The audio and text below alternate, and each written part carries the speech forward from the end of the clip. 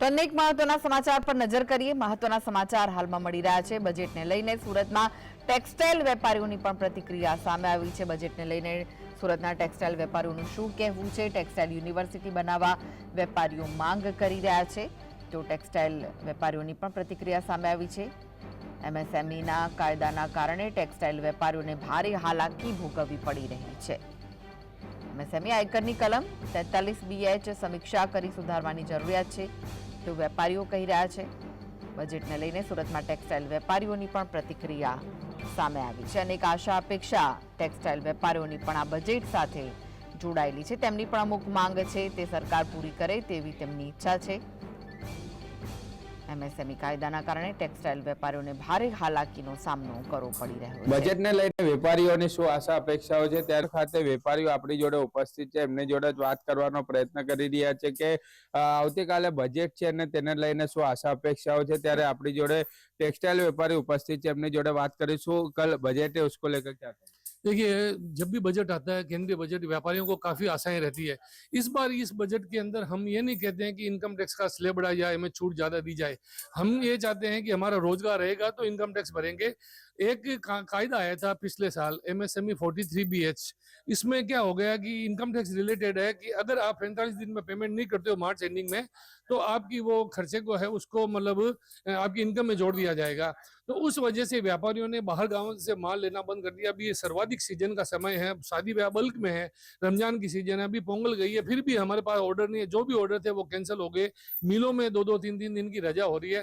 तो कुल मिलाकर हम सरकार से उम्मीद है कि इस पे आप तुरंत कार्रवाई करें और इसकी समीक्षा करके और इस पे अनुपालन करें और व्यापारियों की इस दुविधा से मिटाए, क्योंकि 50 करोड़ से ऊपर की सेल पे नियम लागू नहीं है, माइक्रो स्मॉल पे लागू है, छोटे व्यापारी पे लागू है। तो अतः हम ये चाहते हैं कि सब पे एक नियम समान रहे और पूरी साल ये लागू करे और इसमें छूट दी जाए। और एक हमारी जो वर्षों पुरानी मांग है टेक्सटाइल यूनिवर्सिटी की, हम चाहते हैं टेक्सटाइल यूनिवर्सिटी आए, जबकि एशिया का सबसे बड़ा मार्केट हम बोलते हैं सूरत कपड़ा बाजार है, तो यहाँ पे अपना टेक्सटाइल यूनिवर्सिटी होगी तो हमारे बच्चे यहाँ पढ़ेंगे, वो जॉब क्रिएट करेंगे, न कि खुद जॉब करने जाएंगे। क्योंकि युवा पीढ़ी है वो कपड़े के धंधे में नहीं आ रही है, वो कॉर्पोरेट सेक्टर में जॉब करने की इच्छुक रहती है। इसके लिए हम चाहते हैं टेक्सटाइल यूनिवर्सिटी दी जाए। आप बताइए, कल बजट है, उसको लेकर क्या आशा अपेक्षा?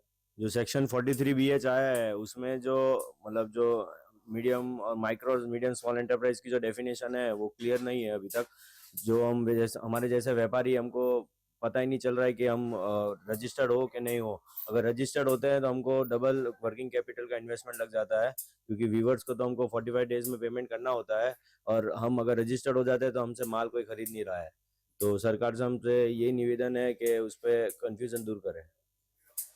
आप बताइए, कल बजट है, व्यापारियों को कुछ आशा अपेक्षा रहती है, तो कल बजट को लेकर क्या कहोगे?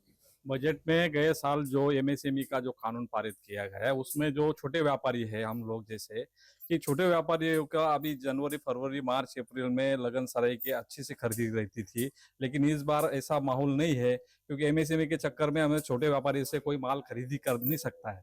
तो बड़े व्यापारी को उसमें छूट राहत मिलती है, तो बड़े व्यापारियों को तरफ ही व्यापारी जाते हैं। तो ये जो कानून है ये सबके लिए समान होना चाहिए, छोटा हो या बड़ा हो। और 45 दिन में जो पेमेंट कंडीशन है, हम लोग तो मिल वालों को, व्यूअरों को पेमेंट 45 दिन में कर देते हैं। तो गए साल हम लोगों ने सीसी लेके जो पेमेंट किया, वापस वैसी परिस्थिति आज 2025 में भी आ गई है। तो मैं माननीय निर्मला सीतारमन जी से एक दरख्वास्त करता हूँ कि आप हमारे व्यापारी, छोटे मोटे व्यापारियों के लिए भी ध्यान रखें और जो भी कानून बनाए तो इक्वलिटी के हिसाब से बनाइए, और यही चाहते हैं। हर बार मांग रखी जाती है पर पूरी नहीं होती है, उसको लेकर क्या? पूरी तो करनी पड़ेगी अभी गवर्नमेंट को। गवर्नमेंट पूरी नहीं करेगी तो कौन करेगा? हमारा पूरा व्यापार है वो उधारी पे डिपेंड है, कैश बिजनेस इधर साड़ी में कोई है नहीं, कपड़े में।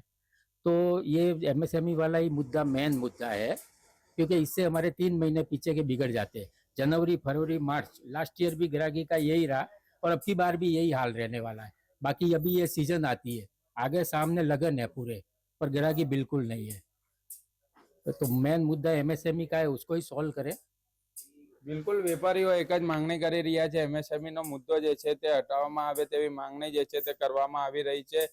ત્યારે ફરીથી આપણે વેપારી જોડે વાત કરવાનો પ્રયત્ન કરી રહ્યા છે। રંગનાથજી, हर बार कुछ ना कुछ मांग रहती है पर संतोषाई नहीं जाती है। एमएसएमई का कायदा के लेकर क्या? मुझे लगता है कि कोई भी नियम जो बन रहे हैं वो इंडस्ट्री को लेके बन रहे हैं, न कि हम ट्रेडर को लेके बन रहे हैं। कि ये हमने निर्मला सीतारमण जी को ये 2021 के अंदर भी हमने बताया था। मैं खुद वित्त मंत्रालय गया था जिसमें जीएसटी का कायदा 12% आने वाला था, लेकिन वो 5 रहा।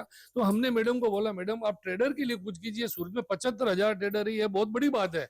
तो जो भी कायदे आते हैं वो इंडस्ट्री को लेके आते हैं, ट्रेडर को लेके नहीं आते। तो इस बार हमने हमारी पूरी मांग रखी है। और निर्मला सीतारमण जी ने लोकसभा चुनाव के पहले एक लुधियाना में एक रैली के अंदर जरूर उन्होंने कहा था कि एमएसएमई के फायदे के लिए हम ये नियम लाए। और एमएसएमई अब चिल्ला रहे हैं तो आप संस्थाएं हमारे पास आइए, हम इसको दूर करेंगे, लेकिन फिलहाल तक दूर नहीं हुआ है। तो कहने का मतलब है कायदा आ जाता है वो दूर नहीं होता है। तो सरकार को अब सुनना चाहिए और बार बार नए नए कायदे, नए नए एक्ट नहीं लेके आए, जिससे क्या है व्यापारी पुराना सर्वाइव नहीं कर पाता, नया आ जाता है। अच्छा, व्यापारी इतना पढ़ा लिखा नहीं है, पढ़ा लिखा है वो कॉर्पोरेट सेक्टर में सर्विस करने चला जाता है।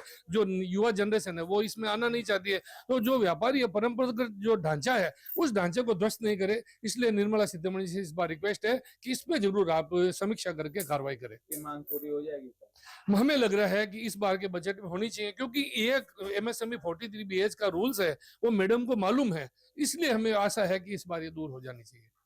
બિલકુલ જે રીતના એમએસએમઈ નો કાયદો દૂર કરવા માટેની એક માંગણી પણ જે છે તે વેપારીઓ દ્વારા કરવામાં આવી રહી છે। સ્પષ્ટપણે વેપારીઓ કહી રહ્યા છે કે બીજા જે અન્ય જે ટ્રેડર્સ ને મળી રહ્યા છે, પરંતુ જે એમએસએમઈ નો કાયદો છે તેના કારણે ધંધો પર ઠપ થઈ ચુક્યો છે। ફરીથી વેપારી જોડે વાત કરીશું। અનેક બાર આપને રજૂઆત की है मंत्रालय में, तो कल क्या लग रहा है, कुछ आशा अपेक्षा या कल आपकी मांग पूरी हो जाएगी?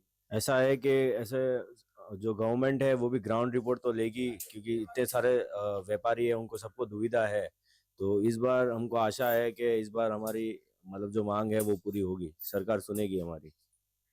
બિલકુલ વેપારીઓને આવતીકાલે આશા અપેક્ષા છે કે તેમની માંગણીઓ જે છે તે બજેટની અંદર પૂર્ણ થાય, કારણ એમનો જે કાયદો આવ્યો છે તેને લઈને વેપારીઓને ક્યાંક ને ક્યાંક મુશ્કેલીનો સામનો કરવાનો વારો આવી રહ્યો છે અને અત્યારે લગ્ન સજાની સિઝન પણ ચાલી રહી છે, તેને લઈને તેમનો ધંધો પણ ઠપ જોવા મળી રહ્યો છે। સાહિદ જગતાપ, GSTV સુરત।